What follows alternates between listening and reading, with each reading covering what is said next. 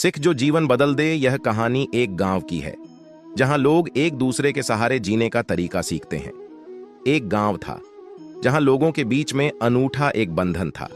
यहाँ के लोग एक दूसरे के साथ मेहनत करते, सहायता करते और एक दूसरे के साथ खुशियों और दुखों को बांटते थे।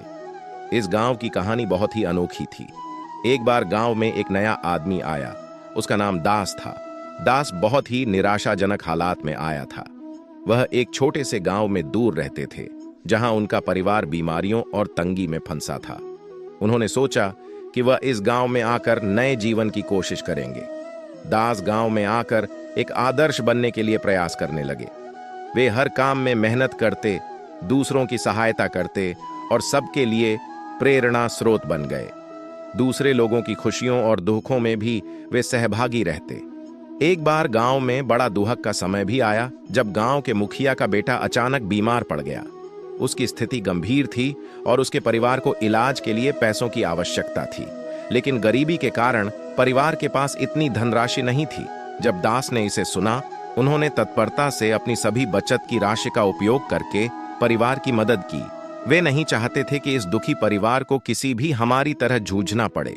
उन्होंने बचत की राशि के साथ साथ दूसरे गांव वालों को भी अपील की और उन्होंने भी उस परिवार की सहायता की। इस आपातकाल में गांव वालों ने एक बड़ी टीम बना ली।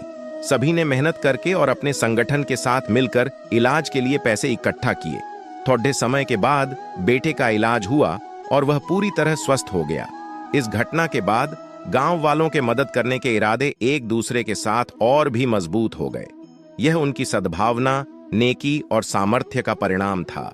वे सभी ने समझा कि दूसरों की मदद करके ही हमारा असली लक्ष्य पूरा होता है। वह गांव अब एक परिवार की तरह था, जहां हर कोई एक दूसरे का सहारा था।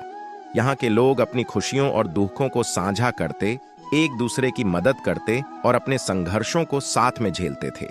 वे सब मिलकर इस दुनिया में एक सुंदर और समृद्ध जीवन जीने का तरीका सीख गए।